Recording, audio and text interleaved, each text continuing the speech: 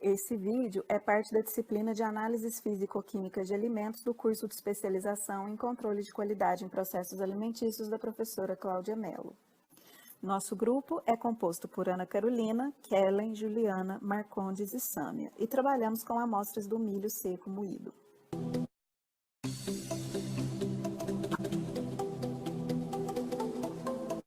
O milho é recebido na indústria já seco, como se vê no vídeo.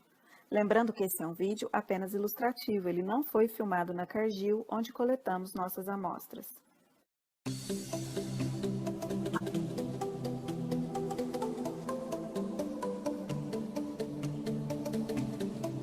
As amostras do milho, após a coleta, foram finamente moídas lá na própria indústria.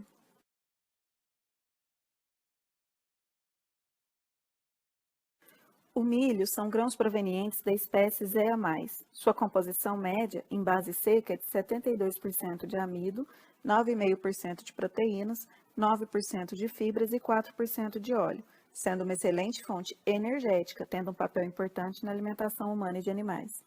É formado pelo endosperma, que é constituído principalmente do amido, pelo germe, no qual se concentra quase a totalidade dos lipídios e quantidades importantes de proteínas e açúcares, e no pericarpo, que é a casca, composta principalmente de fibra.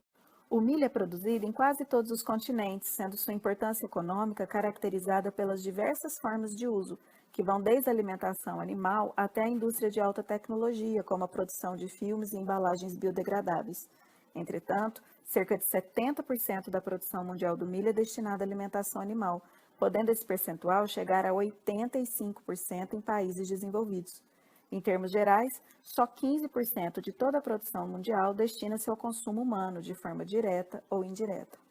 O objetivo desse vídeo é mostrar algumas análises físico-químicas realizadas nas amostras de milho seco obtidas na Cargill, em Uberlândia. Com elas, pretendíamos determinar a composição cetesimal, aprimorar os conhecimentos laboratoriais e conhecer e manusear equipamentos e reagentes utilizados nas indústrias alimentícias. Fizemos análises de pH, umidade, cinzas, lipídios, proteínas e fibra bruta. Para ficar didático, o pH pode ser definido como o potencial hidrogeniônico da solução, pois expressa a concentração de íons H+ presentes, de maneira a indicar se a solução é ácida, neutra ou básica. O pH é bem simples de medir utilizando-se um pHmetro, que é um método aplicável a qualquer tipo de alimento.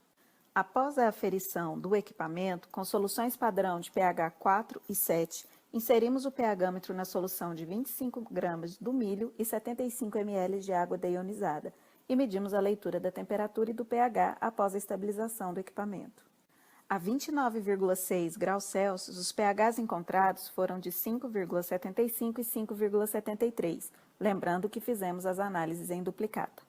Na indústria, o pH é recebido com valores próximos da neutralidade, entre 5 e 7. Assim, nossos resultados estão de acordo com o praticado. Quando fora dos padrões, o pH interfere diretamente no processo de obtenção dos subprodutos, visto que cada produto obtido a partir do processamento do milho tem um pH específico descrito em legislação. Em seguida, determinamos a umidade do milho. A determinação do teor de umidade é um procedimento fundamental na armazenagem e estocagem de grãos. No Brasil, o método oficial para a determinação de umidade é o de estufa a 105 graus, mais ou menos 2 graus Celsius, durante 24 horas, estabelecido pelo Ministério da Agricultura. O método, que é primário, consiste na secagem do milho através de ar quente e seco proveniente de uma estufa de circulação de ar forçada. Esse método é aplicável a amostras de milhos livres de impurezas naturais e de outros materiais estranhos, como pedras, sabugos e etc.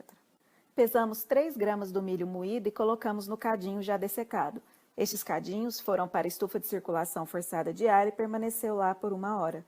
Depois de deixá-los mais meia horinha no dessecador, pesamos os cadinhos e anotamos os pesos. Repetimos o processo, por isso obtemos 2 valores de umidade para cada amostra. O percentual de umidade foi calculado pela fórmula peso inicial do cadinho mais milho, menos peso final do cadinho mais milho, sobre peso inicial do cadinho mais milho, menos o peso inicial do cadinho, vezes 100.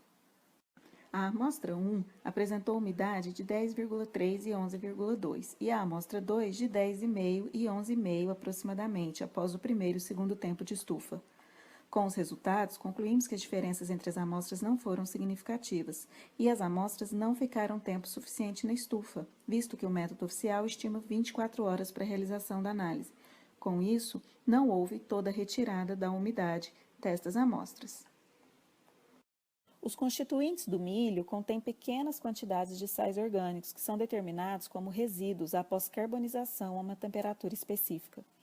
Essa é a determinação das cinzas, que pode ser aplicada para todos os tipos de produtos e subprodutos do milho. De forma resumida, colocamos 3 gramas de milho seco moído na mufla a 500 graus por 1 hora e 20 minutos. O método determina que a amostra deve permanecer na mufla no mínimo 2 horas, ou até a obtenção de cinzas claras. Como vocês podem perceber, na foto, o tempo não foi suficiente para a obtenção dessas cinzas. O percentual de cinzas foi calculado por meio da fórmula peso final do cadinho mais milho, menos peso inicial do cadinho, vezes 100 sobre o peso da amostra. Os resultados encontrados foram de 12,95% e 15,23% de cinzas. Esses resultados estão muito distantes dos valores comumente encontrados na indústria, que varia de 1 a 1,4% de massa mineral. Essa diferença pode ser explicada pelo pouco tempo de permanência das amostras na mufla. Quando não se obtém cinzas claras depois de decorrido o período mínimo de calcinação, recomenda-se a adição de 2 a 3 gotas de ácido nítrico concentrado e o retorno à mufla por mais 1 hora, acelerando a carbonização da amostra. Esse procedimento também não foi feito em aula prática, colaborando com os resultados fora dos padrões esperados. Para determinar o percentual de óleo presente nas amostras de milho, foi utilizado o método de Socklet. Esse método determina substâncias que são solúveis em éter e extraídas nas condições específicas do teste. Colocamos o cartucho tampado com algodão no aparelho extrator e juntamos com 150 ml de hexano. Extraiu-se 4 a 5 gotas de condensado por segundo pelo período de 4 a 6 horas. Expressou-se o resultado em percentual de gordura, calculado sobre a base úmida e seca, conforme as fórmulas. Óleo residual tal qual é o peso do balão com óleo residual menos o peso do balão sem óleo residual sobre o peso da amostra vezes 100. E o óleo residual de base seca é o peso do balão com óleo residual menos o peso do balão sem óleo residual sobre o peso da amostra vezes 100 menos umidade. O percentual de lipídios da amostra de milho moído que o grupo trabalhou em aula apresentou 4,35% de óleo, tal qual. A literatura diz valores entre 4 e 4,8% de lipídios. Sendo assim, o resultado obtido em aula está coerente com os citados pelos autores. A acidez foi calculada e extraída por uma mistura solvente com álcool neutralizado, por isso o álcool está cor-de-rosa, através de titulação com solução alcalina padrão. O método é aplicável a produtos e subprodutos do milho, ração e concentrados.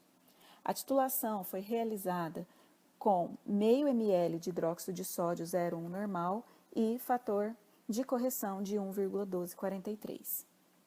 O cálculo foi feito com o volume gasto na titulação vezes a normalidade da solução titulante vezes o fator de solução titulante vezes 40 sobre o peso da amostra. Encontrou-se um valor de 1,10 de acidez. Esse valor é considerado normal para o milho em análise. Dr. House aprovou a nossa análise. Determinou-se o teor de proteína utilizando o método de Kildare, que consiste na completa digestão da amostra a alta temperatura e sua conversão em sulfato de amônio. A completa digestão é percebida pela cor verde clara da solução, como é visto na foto. A amônia é então liberada pela elevação do pH e sua recepção é absorvida em uma solução ácida padrão. A porcentagem de nitrogênio é determinada por titulação e a proteína é calculada utilizando um fator de conversão nitrogênio-proteína para milho e seus derivados. O fator utilizado é 6,25 e esse método é aplicável para todos os produtos de moagem do milho. Em nossa prática, a análise foi realizada em duplicata e observou-se uma diferença muito grande entre uma amostra e outra. Encontrou-se durante a aula 1,7 de proteína na amostra 1 e 7,35% de proteínas na amostra 2. Esse resultado obtido na amostra 1 não pode ser considerado, visto que está muito abaixo dos valores encontrados comumente. A literatura cita valores entre 9,5 e 10,3. Dessa maneira, podemos concluir que houve erros laboratoriais na execução dessa análise. Um dos erros identificados foi que, no momento da destilação da amostra, observou-se que a quantidade de hidróxido de sódio utilizada na destilação não foi suficiente para a liberação de todo o nitrogênio presente. Isso pode explicar o baixo teor de proteína encontrado na amostra 1. Para a destilação da amostra 2, utilizou-se um pouco mais de hidróxido de sódio e, dessa maneira, conseguimos obter um resultado mais expressivo de proteína. Por fim, determinamos a quantidade de fibra bruta nas amostras de milho seco, por meio da perda que ocorre na incineração do resíduo seco resultante da digestão da amostra com ácido sulfúrico e hidróxido de sódio diluído.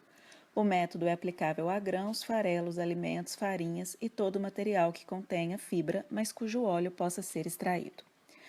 O percentual de fibra bruta foi calculado como 100 vezes o peso do cadinho mais resíduo, menos o peso do cadinho mais cinzas, menos o peso do saquinho de não tecido, sobre o peso da amostra. Encontramos valores de 1,3 e 1,2 aproximadamente de fibra bruta, que estão de acordo com os valores aceitáveis na indústria, que é de 1 a 3%. A fibra bruta está diretamente relacionada ao rendimento do processo, visto que quanto maior o teor de fibra no milho, menor será o percentual de amido oferecido por este grão. Com a realização dessas práticas, foi possível desenvolver e aprimorar nossos conhecimentos laboratoriais, bem como conhecer mais sobre os padrões de qualidade do milho exigidos pela indústria de processamento. Os valores obtidos não são relevantes, visto que o objetivo proposto na aula era conhecer as metodologias aplicadas, e este foi alcançado.